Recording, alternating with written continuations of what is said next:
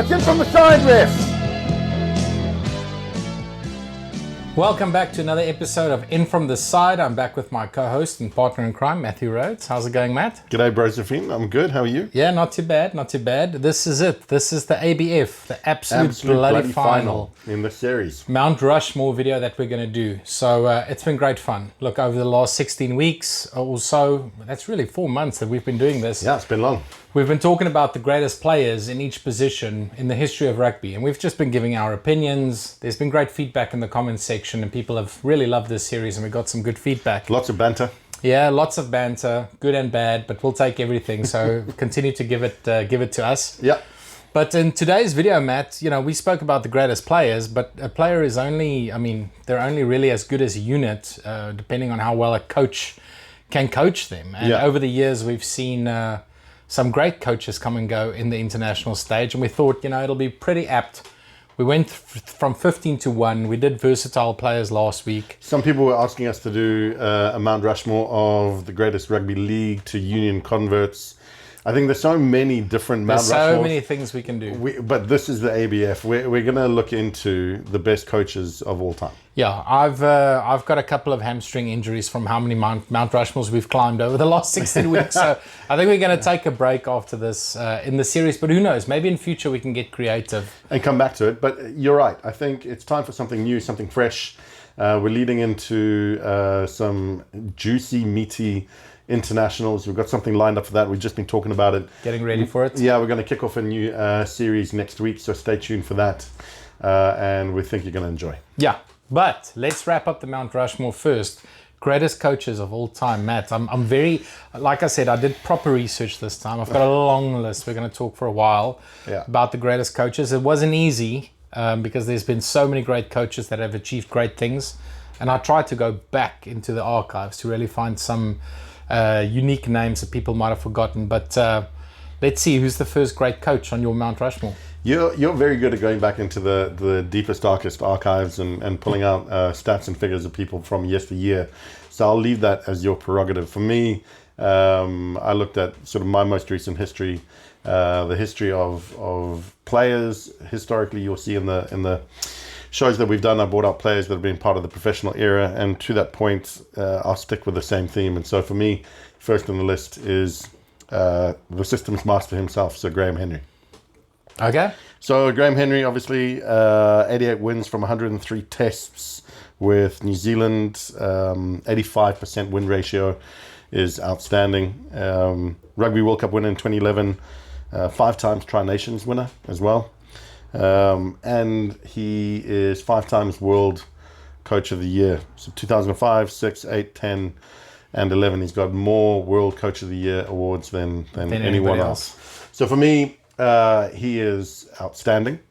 He laid the foundation for New Zealand's golden era, which I think other coaches have since sort of jumped on the back of and done well with in their own right. But he really was the individual that built those foundations. He lifted Auckland and the Blues to early success in the Super Rugby titles. He revitalized Wales. He masterminded the All Blacks to their 2011 World Cup. Obviously, he should have had another World Cup victory under his belt, but his exploits in France before that weren't obviously so great. And there was a lot of scrutiny back in New Zealand for what he had done or what he had failed to achieve with what can be argued as some of the best players of all time, playing out of position and the like. But to go back to the New Zealand public to say to them, put your trust in me, I'll win the next, and he did, I think, speaks volumes. So I think he introduced the rugby world at the time to very systematic modular rugby. And for me, that's why he had to be number 1. Yeah, I totally agree. He was also the top of my list. I think you can't really compare coaches to each other. It's like comparing apples to oranges. Yeah.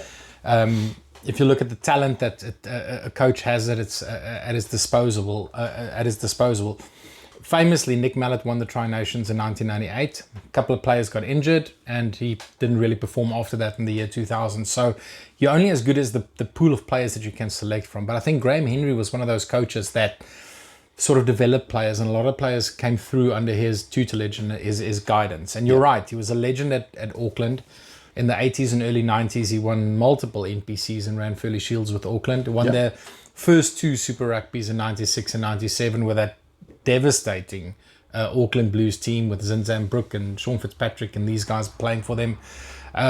Just a magnificent coach. Yeah. You said a lot about his time in New Zealand. His time in Wales was just as good. Yeah. So he came in to coach Wales in 1999 at a time when Wales were, apart from what's happened in the last 12, 18 months, probably their lowest time in the history. They lost to the Springboks 96-13 in 1998. He came in. Suddenly they were competitive at Wembley at the end of the year. They beat us at the opening of the Millennium Stadium in 1999. The first time ever Wales beat the Springboks was under Graham Henry. Yeah. They famously beat England in that final game in 99 with the Scott Gibbs try to steal a Five Nations Grand Slam from England. Just there's so many things that you can look at his time in Wales that really sharpened his tool set to make him a successful coach for the All Blacks. I think that was a big stepping stone for him going on to bigger and greater things. I think so too. Like, he went in there, as you say, at a really tough time. He didn't have outstanding success from day dot and beyond. Like, he had some great successes, but he took a team that was underperforming, struggling, some really good players, and made them believe in themselves and play sort of outside of their boots. And so they had some tough losses through that period. And I think a lot of the kind of tough grinds and the tough losses set him up as a coach for what lay ahead in the future. And I think he was also a good player in his own right. He was a good rugby player, good cricketer as well, good sportsman, had that kind of schoolmaster background. So again, the fundamental systems, process, he was very structured in everything that he did. And I think when you've got underperforming teams like Wales had at the time, the best thing you can do is give them structure. Yeah. Best thing you can do is give them systems, give them processes, give them structure to allow themselves to perform and to get back to the basics. Everyone talks about, John Eales was talking about the Australian rugby team after this last week, just saying, get back to the basics, do the basics really, really well. And I think he was sensational at giving those teams that were underperforming the basics again to start to perform. Yeah, and I think the other thing, I totally agree with you. And the other thing that really impressed me about him is how he took his losses. Like, there's no bigger teacher than failing at something, right? Yeah. Trying something and failing. Like, it didn't always go rosy at the All Blacks. You know, they lost to us at Ellis Park in 2004 by a big score. They didn't win the World Cup in 2007. He kept his job. Somehow they decided to stick with Henry. Like you say, he made a promise and he delivered on it. But again, in 2009, they lost to the Boks 3-0. They didn't have a great season, but I think he used all of those failures to build success. Like, you could see players like Nonu, Conrad Smith, these guys coming through under his guidance, and they deservedly won the World Cup in 2011. Between 2010 and 2011, they were the best team in the world, and they deserved it. So, yeah, I totally agree with you. Graham Henry. Oh, and he also coached the British and Irish Lions. Although they didn't win the series, it was very competitive, and they smashed the Aussies in the first test. It was interesting because it doesn't record as a win, but it's still an accolade to be chosen to be that that coach of that team, because it proves, or it says that you're the best team in and amongst the British and Irish Lions, Isles, for that period. So fair play to him. Yeah, absolutely. Okay, number 2, who's up there? For me, again, just a man mountain, therefore he goes on my mountain, but Dr. Johan Rassie Erasmus. So, obviously, Rassie we know well. He's the Renaissance disruptor.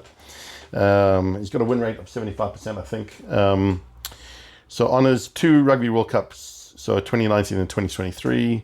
Rugby Championships 2019-2024, Currie Cup winner, I think, in 05 and shared with the Bulls in 06. Yeah, he did. You're right. Pro 12 Coach of the Season 2017 as well, and World Rugby Coach of the Year 2019. He would also be World Rugby Coach of the Year 2024 had they not given it to the French Sevens. I still don't know who that is. His name is Jerome whatever. Something. Yeah. Anyway, Rassie is a tactical innovator, a squad builder.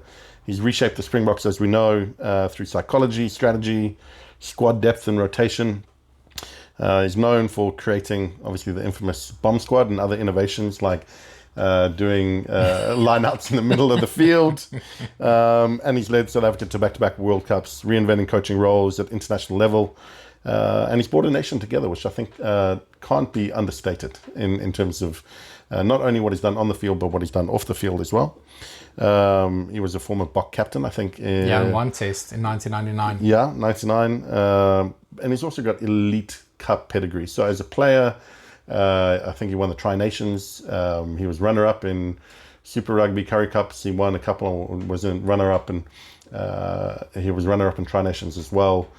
So, to get to the pinnacle of all of those cups, Super, Currie Cup, Tri-Nations as it was at the time. I think he played in the team that came third in the World Cup. I think he's walked the walk and he can therefore talk the talk, right?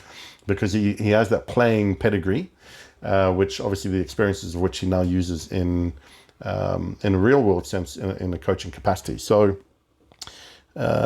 more than that, he's also got a PhD in coaching science. And it's I believe it's a terminal degree, which means it's the highest level of tertiary qualification that you can get. Yeah. So it's a PhD DPhil, philosophy in coaching science.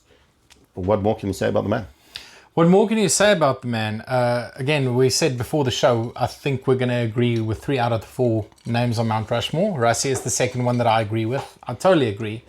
I know it's going to be contentious because he's still a current coach, number 1. Number 2, people are going to say his win record is not that as great as a Graham Henry or a Steve Hansen. I'm going to get back to that. There's some nuance there.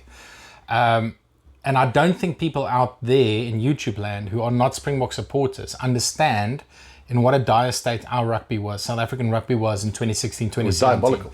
And I'm not saying it's Alistair Coetzee fault. He didn't have the freedom to pick overseas-based players, and Rassie had to reshape the whole system. But Rassie had a very clear vision of what South African rugby, what it needed to take to get us back to the number 1 spot. And the fact that he could take us from number 6 in the world in 2018 to world champions 18 months later is unbelievable. Now, the caveat is, technically, he wasn't head coach between 2020 and 2023. Jacques Nienaber was, right? Yeah. But he was still part of the coaching structure, totally. And if you watch like Chasing the Sun, you could see he was very much still pulling the strings behind the scenes. Now, if you take Rassie's record as head coach, where he was the head coach, 2018, 2019, and then 2024, 2025, his win record is 73%, right? Which doesn't sound that impressive. But now you have to think back to 2018. He only won 7 out of 14 tests. And it was very much a rebuilding year. We lost to Wales, lost to Argentina, lost 1 test to England. And it was really a year of him figuring out who are the players that's going to go to the World Cup. Since then, if you look at 2019, 2024, 2025, he's at 86% win rate. So he loses on average 1 or 2 tests a year as a head coach. So he's definitely got the credentials and the success. Like you say, that was formed many, many years ago as a coach. He was still a player coach. He took over from Piet Kleinhans at the Cheetahs first. And he was playing and coaching the Vodacom Cup side at the same time. Fun fact, Matt, many, many years ago, I received a whole box of VHS tapes from Rassie to convert digitally, and he contributed quite a lot to the Real Rugby archive.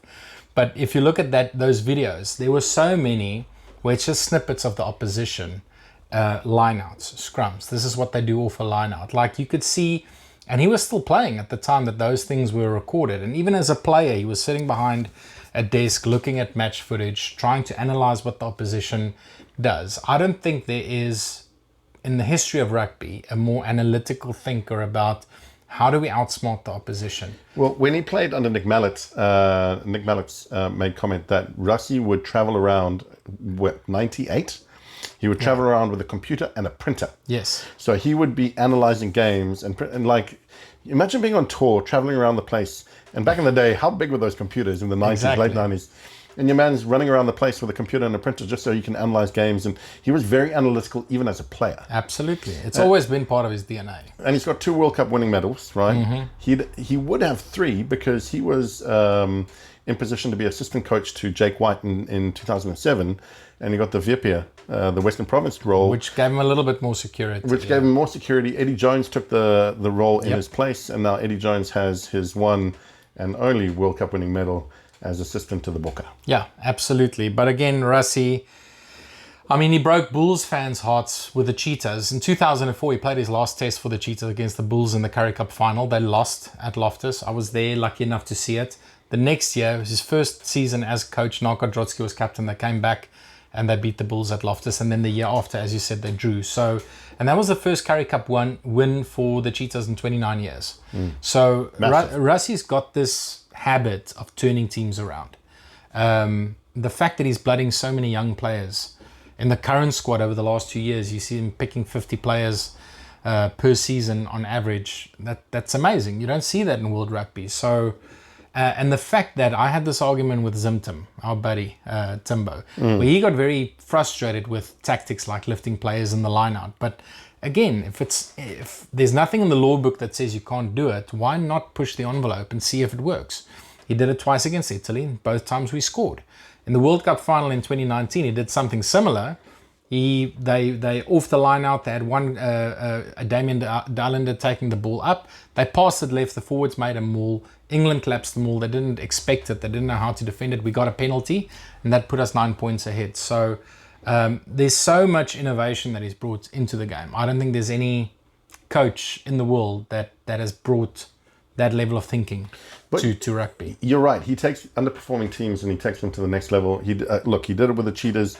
He had success at Western Province. At Munster, he went there as, I think, director of rugby originally, and then unfortunately their coach passed away and he stepped into the role to assume his responsibilities. And that year he won Pro 12 Coach of the Season because he took them as a somewhat underperforming team. And they must have been reeling from the loss of their coach, but he took them to, I think, a couple of finals. Yeah. And you hear, the interesting thing for me is you hear any coach that's worked with him, either at provincial level or at international level, and they can't say enough great things about him. Simon Zebo very famously came out recently, somewhat contentiously, because he was a coach for him, I think, at Munster. And he just said, Rassie's the best coach I've ever worked with. Yeah. So if the players in and amongst the teams that he's coached are saying he's the best ever, then win ratios aside, taking all of that into consideration, his success just speaks for itself. Yeah. Last comment on Rassie. If you want to see how great a coach he is, go and watch the episode of Chasing the Sun 2 where they prepared for the quarterfinal against France. They looked at France's game plan. Felix Jones did a great job at analysing how France will play. But Rassie was quietly sitting back in the corner and just saying, guys, we're missing a trick. Look at how they're playing. They are exposed in the wide channels. If we kick cross kicks diagonally and we contest well, we can put them under pressure. The Boks scored 2 tries from kicks, diagonal kicks. So he's got this way again to spot something in a game that's going to turn it in the Boks' favour that I don't think any coach has ever done. One other thing, just final point for me, look at the way that he has his coaching staff around him and the individuals that he picks up. Tony Brown most recently, Felix Jones you touched on. Jerry Flannery. Just Jerry Flannery, again, the way that he speaks about Rassie is really, really up there. But he has an ability to see talent at a coaching level and to bring that into his inner circle to make not only his success greater, but the success of everyone around him. Yeah. So again, that's as much as he can do it at a player level, he does it at a coaching level too. Yeah, totally agree. Okay, let's move on from Rassie. He's the GOAT, we all agree. Who's your number 3? Another New Zealander, and I'm sure you're going to agree with this one. I'd be surprised if you don't. So we spoke about Graham Henry and the great success he's had. That sort of set the foundation for the guy who filled his boots after he retired or stepped away from the All Blacks in 2011. It's got to be Steve Hansen. Yeah. That team from 2012 to 2019 that he coached was just unbelievable, right? He was assistant coach in 2011, so he's got that World Cup medal. And then I think he just took the All Blacks from 2012 to 2015 to the next level. That side pretty much was unplayable. Yes, they lost the odd game. They lost to us in 2014, lost to the Aussies. But what Steve Hansen did with that side and the players that he brought through like Aaron Smith and these guys and how he prolonged Richie McCaw and Dan Carter's careers. His man management is fantastic. For me, like Rassie, maybe not to the extent that Rassie is, but he was an innovator. Yeah. The All Blacks had a great balance of forward dominance. Again, going back to the set piece, making sure that the scrums and lineouts function to give those exciting backs a good ball to run with. He had consistency in selection, apart from maybe the back three. But for the most part, the spine of that team was pretty consistent all the way through. Very unlucky not to win the British and Irish Lions series in 2017. It was a shared series. Yeah, it was a shared series. One, drew one, lost one. Well, I think he was also involved in the series before. It was a 2005?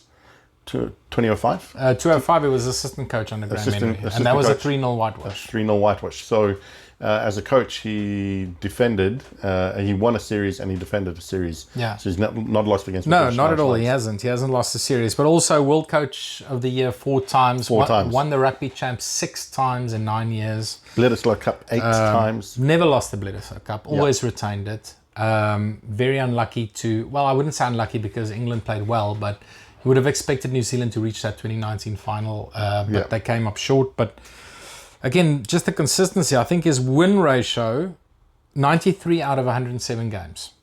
87% win ratio for almost a decade. That is next level. So if anyone out there disagrees with this selection, they're mad. So no, I've had the pleasure of meeting Steve Hansen. He and Richie were doing keynote speaking of a charity benefit one night when I was living in Christchurch, and I got to chat to him very briefly after. Really, really nice guy. The quiet perfectionist. I think one of the things that he kept the New Zealand All Black juggernaut that Graham Henry had kind of set up going. He obviously followed Graham Henry from his time at Wales. He was Wales head coach for a few years before becoming assistant coach at the All Blacks. Yeah. He didn't have the greatest time in Wales. They didn't have the greatest successes. I think a lot of that comes down to, again, the players and the team that you have around you. And if you look at the kind of teams that he had his Wales boys playing up against, it was the 2003 kind of English team that ended up winning the World Cup. So like really elite opposition that they were coming up in the Six Nations at the time. But what he did to keep that sort of All Black juggernaut going was outstanding. He was very much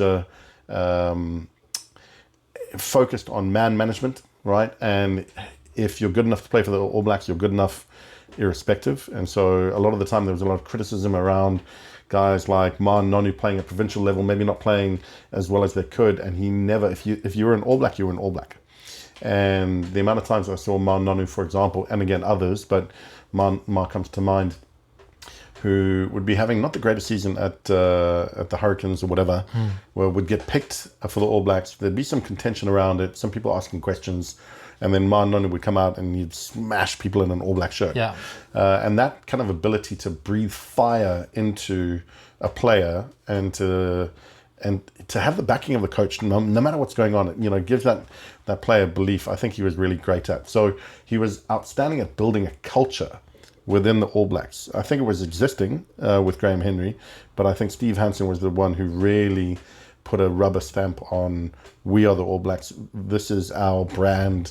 This is our culture. This is what we stand for. And really just leading from the front from a kind of branding perspective. It's interesting because since he retired, and I'm not saying that under Ian Foster or Scott Robertson, the All Blacks don't value the jersey or don't have as much pride in the jersey. I'm not saying that at all. But I couldn't fathom Steve Hansen's team losing to Argentina.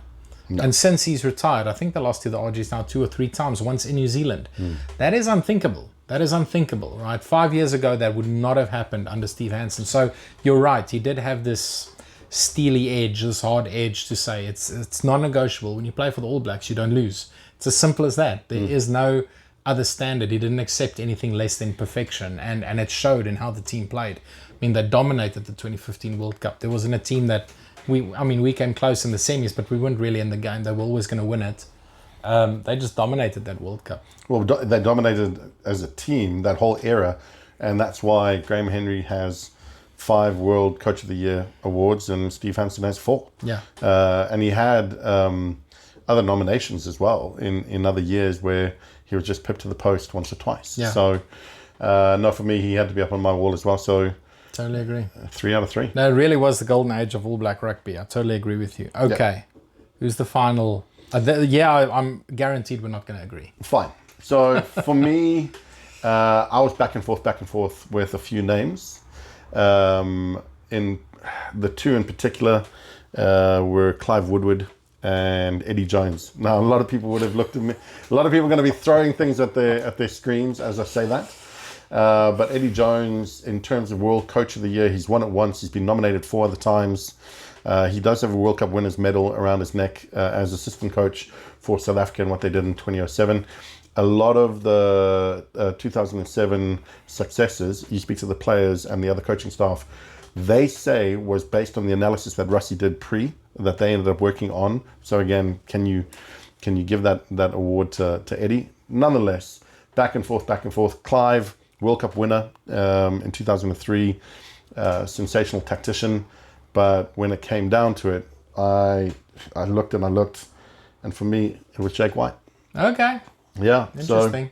So Jake White, obviously, you're a Bulls fan. He's just left the Bulls under a bit of a cloud, it has to be said.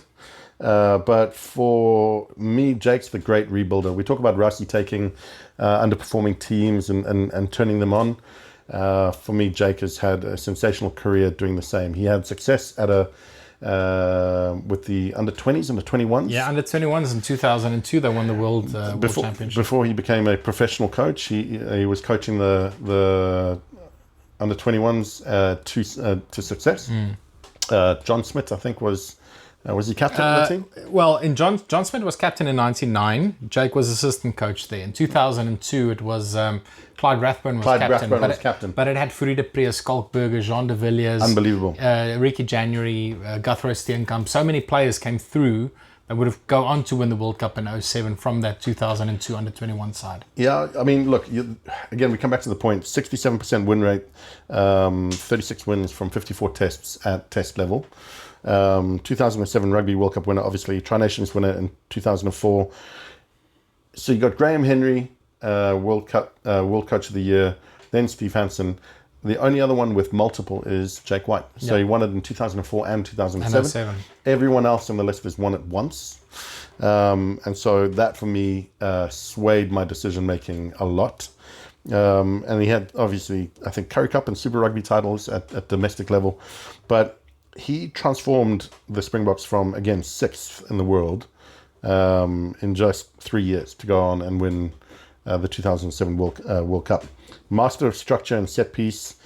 He unearthed generational talent as well. He was great at finding superstars. He was also outstanding at bringing superstars who maybe had been passed over or put out to pasture and bringing them back from obscurity and giving them a second life. He did that. So he obviously had a really great relationship with John Smith from the under-20s and under-21s.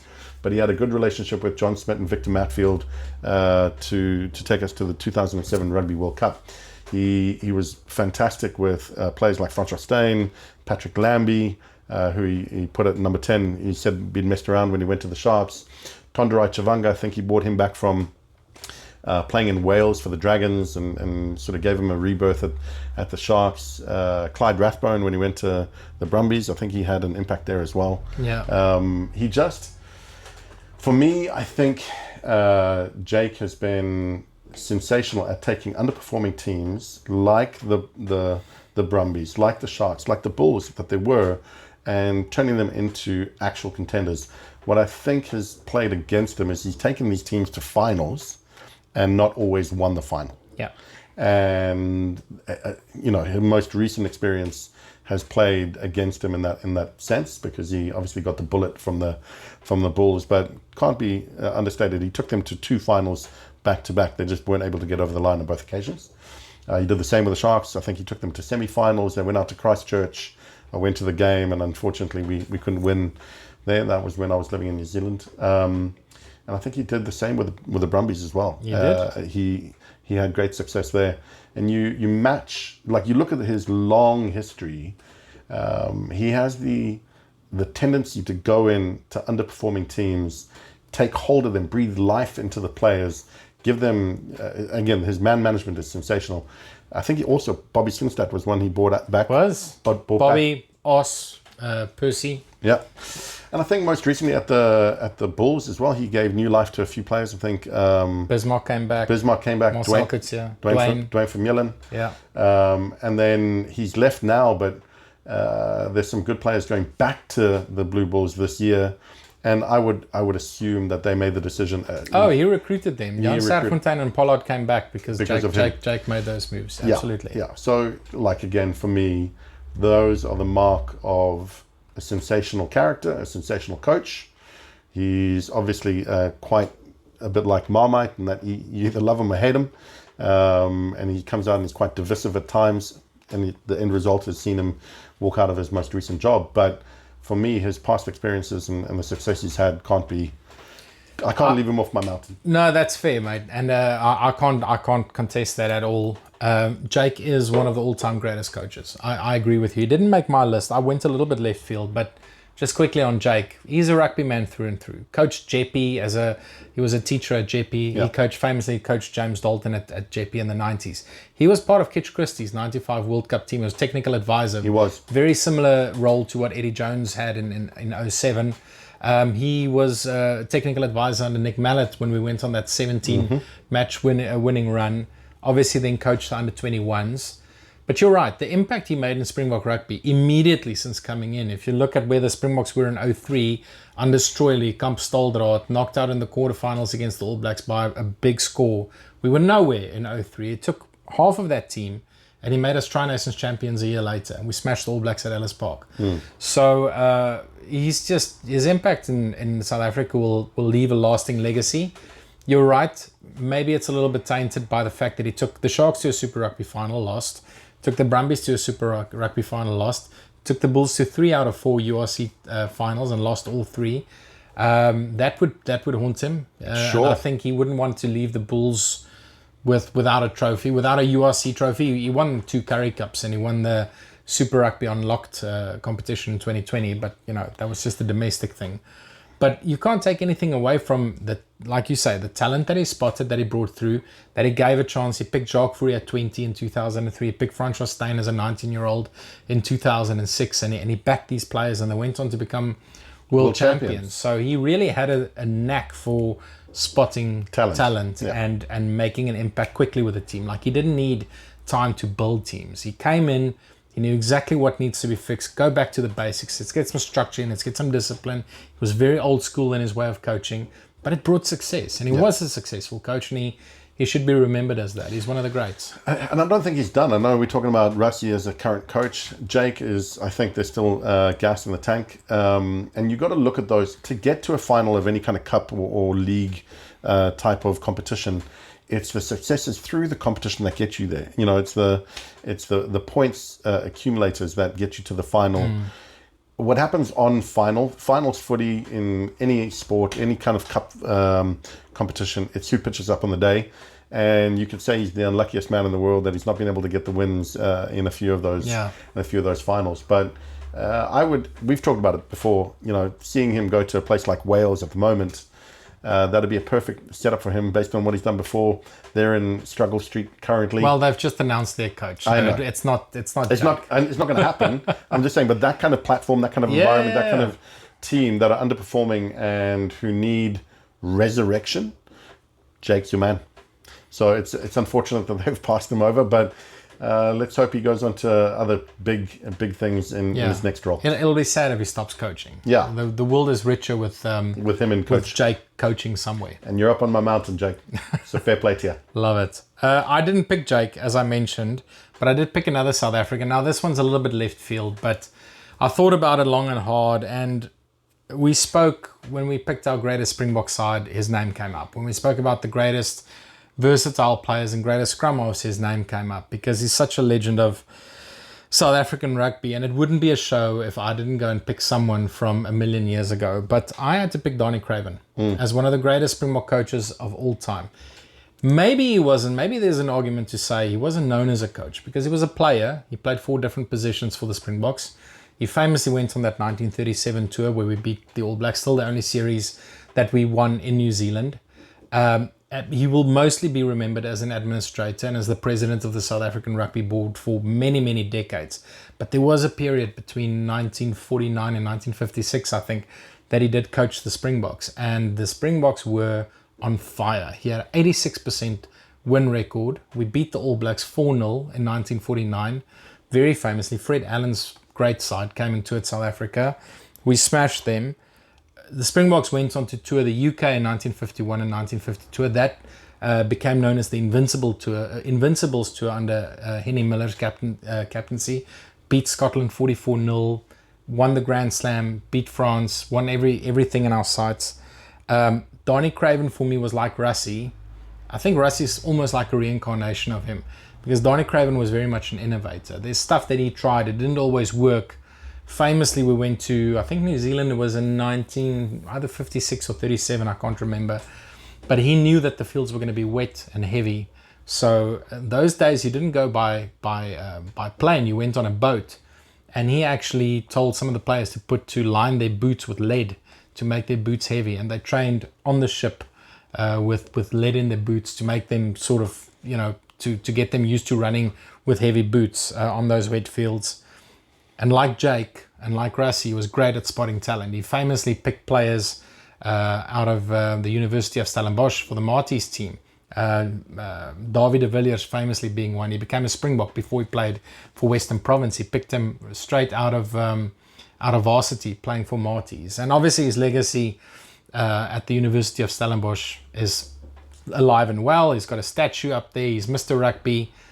I just think out of all the lists we could have done, for me personally, I had to have him up somewhere. If it wasn't going to be as a player, yeah. For me as a coach, and his record is great. He won 17 out of 20 tests. Maybe not a long career as a coach, and they didn't play as much. Yeah. But again, if you look at the success he had with Western Province and Marties domestically, he's just one of those legends of the game, and I have to pay a little bit of homage to Mr. Rugby. He's still the greatest rugby man out and out, I think, in the history of the game. And well, there's Craven Week in South Africa. Exactly. It's named after him, and that's where all the juniors at schoolboy level play. And even we got a Zimbabwean national team, I think, that comes down to play they still do. as against the opposition. So to have that kind of influence, both at a grassroots level and at international, fair play. He goes on your mountain. Yeah. But there were a fair few few honourable mentions. I think from South Africa, Jacques Nienaber, for me, needed a mention. Obviously, 2023 Rugby World Cup winner. He's an elite offensive and defensive, mastermind. Great coach. Success is also with the Cheetahs and Western Province Stormers and Munster previously, and then most recently with Leinster, what he's done there. Ketch Christie, the undisputed world 14 champion. out of 14. 14 out of 14, never had a loss. Sadly, his career was cut short because of his illness. Nick Mallett, 17 consecutive test wins in 98 that you mentioned. And then for New Zealand, Wayne Smith, the coach of coaches, Rugby World Cup wins in men's and women's rugby. He was World Coach of the Year 2022. John Hart, maybe Scott Robertson for what he did at the Crusaders, but not enough to go on the wall. Not at international level yet. Warren Gatland, obviously 3 Lions tours from the British and Irish Lions, or British Isles. Warren Gatland, 3 Lions tours, 6 Nations titles, World Coach of the Year nominee in 2017-2019.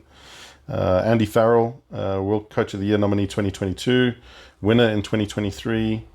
And he had a Grand Slam. You got Joe Schmidt as well, World Coach of the Year 2018, beating Rassie and Steve Hansen. The first Irish side to ever beat the All Blacks in Chicago in 2016. Yeah, he deserved a mention because obviously that's in itself outstanding. Great achievement. He's obviously not had the greatest success with Australia most recently, but can't take it away from him. He's Still a great coach for sure. Clive Woodward, 2003 Rugby World Cup, World Coach of the Year 2003. Declan Kidney for Ireland, World Coach of the Year 2009 with their Grand Slam. Ian McGeechan, because of obviously what he did. He did all right with Scotland, but he did, I think... Well, Scotland, he won 2 Five Nations titles, won the Grand Slam in 1990, but 4 Lions tours as coach, and he won 2 of them. That's not bad. And then Sam Middleton, who's World Coach of the Year 2021 because of the England success. For me in France, Bernard Laporte, finalist in the Rugby World Cup, 6 Nations victories, World Coach of the Year in 2002. Fabien Galtier's done well. 2 Grand Slams already and in then 5 years. That's not bad. Jerome Daré, who's World Coach of the Year 2024, which you can argue is Rassie and or Jacques. Who? Exactly. Should have been Rassie's other title, or at least Jacques' first title. And then Australia, you got Rod McQueen. So Rod McQueen, obviously the architect of Australian dominance, 99 Rugby World Cup winner, World Coach of the Year 2001. Eddie Jones, we've talked about. Michael Checker, who you love. Yeah. Great coach. Great coach. Great super in Aussie rugby, doing well in European success with Northampton, World Coach of the Year 2015. Robbie Deans. I thought Philippe Contepomi, with what he's done most recently, I think... Just too fresh. It's only his second season as a coach, but he's done well. He's done bloody well. But yeah, with all of those names that I just mentioned, I think the 4 that we've collectively gone with, are the outstanding choices. I think so, but there's still a couple more, Matt. Like I said, I did my research, and there's quite a lot. We spoke about... obviously, you spoke about Jake. Clive Woodward, like you say, won a World Cup. Mallet was great, really, as a coach and as a mind. If you still listen to him today talking on TV. Did well with Italy as well. Yeah, it was decent with Italy. Very competitive with Italy. They were coming up. Yeah, I mean, they're not as competitive as they are now, then. But he did relatively well. Yeah, absolutely. Rod McQueen, for me, was a legend. Yeah. Great success with the Brumbies. He really created the Brumbies as a force in Super Rugby. Wayne Smith, I think, oddly enough, Wayne Smith was a better assistant coach than he was a head coach. He was only head coach for 2 seasons, had mixed results, but as an assistant coach, great success with All Blacks. Outstanding, yeah. Kitch we spoke about. Gatland we spoke about. He also coached Ireland. Yeah. We didn't mention that, but he was decent with Ireland. McGeechan we spoke about. Andy Farrell, actually, if you look at his record, really good coach. Really and good. He just came off the back of a series victory in Australia, but he's already won the Triple Crown, won the Grand Slam, won a series in New Zealand, mate. That doesn't happen. One of 4 teams in the history of rugby to win a series in New Zealand, and Andy Farrell coached one of them. For sure. That's not bad. And, current coach, again, we talked about it's hard to pick those. For me, as opposed to the other ones that we've gone with, doesn't have a World Cup win. Yeah, no, absolutely. Okay, but before World Cups, let's go back into the archives. Alex Wiley coached the All Blacks for 4 seasons from 1988 to 1991. Went unbeaten in 1988. And they had a win percentage of 86%. Similarly, his predecessor, Brian Lahore, won the World Cup in 87, coached for a couple of seasons, 86% win rate. So under those 2 coaches, the All Blacks were really good. Bob Dwyer, I know a lot of folks in Australia would like that name up there. Won the World Cup in 91, won a series against the Springboks in 93, won the Bledisloe Cup against the All Blacks in 94. Like the stuff that he's achieved with the All Blacks, with Australia over 9 seasons has been really great. Bob Templeton before him won the Bledisloe Cup for the first time in 1980 in many, many years. So that was a big achievement. A big one, and I know there's people in YouTube land that's going to want this person on Mount Rushmore. Carwyn James. He was the coach of the British and Irish Lions in 1971 when they went to New Zealand and beat the All Blacks. He's widely regarded, like Danie Craven, as one of the great one of the best innovators, one of the legend coaches of yesteryear. Similarly, his successor, Sid Miller, in 1974. Yeah. I didn't put Sid Miller up there. He had a great record in South Africa, but as Ireland coach, he didn't have a great record, but obviously they smashed the Boks in 74. We spoke about Galtier. We spoke about Laporte. Laporte, I thought, was great because he had the longest tenure of France coach since the 80s. Like, he was the first coach in the pro era to coach 8 seasons. Eddie Jones has done a lot. I think he'll always be remembered for the miracle in Brighton, which we still refuse to talk about, but that's going to be his claim to fame. Won a Grand Slam with England. He was good. Kidney we spoke about. Eddie O'Sullivan before Declan Kidney. Decent. I think he laid a lot of the foundations for Irish rugby being the power that it is today. One guy we didn't speak about who I thought very highly of was John Hart. Yeah. Won the series with the All Blacks against the Springboks in 96. Also won the Tri-Nations back-to-back in 96 and 97. Didn't he have good success with Auckland as well? Great coach in NPC. Great success domestically. I think he was one of the better coaches. He lost his way a little bit when he switched to Marga and Cullen and Jeff Wilson to fullback. I think he stuffed that up for the World Cup in 99. But Checo we spoke about. John Dawes, there's another one from the 70s. So when you think about the 70s, you cannot look past what the Welsh team did in the 70s. They won 4 Five Nations titles. He was also the British and Irish Lions coach in 1977. They didn't win the series, but again, what he did with Wales 72% win rate in the 70s. I think John Dawes, not only as a player but as a coach, is one of the greatest ever. Similarly for France Jacques Fouroux in the 80s. Yeah. Great coach. I think they won 4 Five Nations, 2 Grand Slams in the 80s. Took France to the 87 World Cup final. It was really a great decade for French rugby. Fred Allen, like Kitch Christie, won 14 out of 14 tests with the All Blacks. They went on a very famous unbeaten run between 1967 and 1970, and he coached them during that period. I think if his career had been longer as a coach, he would have been up there. Probably would have been up on Mount Rushmore. Yeah, 100% record as a coach, absolutely unbelievable. One of the legends of All Black rugby. And then lastly, one from yesteryear, just before John Dawes, Clive Rowlands, coach for Wales between 1968 and 1974. Again, won 4 Five Nations titles. So between him and John Dawes, over a period of roughly a decade, they won 8 Five Nations titles. So unbelievable. Very similar kind of dominance in terms of the period that Wales had then, that New Zealand had. Mate, if I'm going out on a limb, if the World Cup was older, if the World Cup started in the 60s and it went through to the 70s, Wales would have won 2 World Cups. That I think would have happened. But really a golden decade under Clive Rowlands. But that was it, Matt. That's the last Mount Rushmore of our series. If you enjoyed this, and we hope you did, leave your comments in the comment section below. Remember to click the little notification button at the bottom of the screen so that you get notified every single week when we upload new videos. Remember to follow us on Facebook, Instagram, TikTok, and on YouTube, wherever you are. Stay tuned, because next week we're starting something new, something fresh. Yeah. We think you're going to enjoy it. Cheers. Cheers.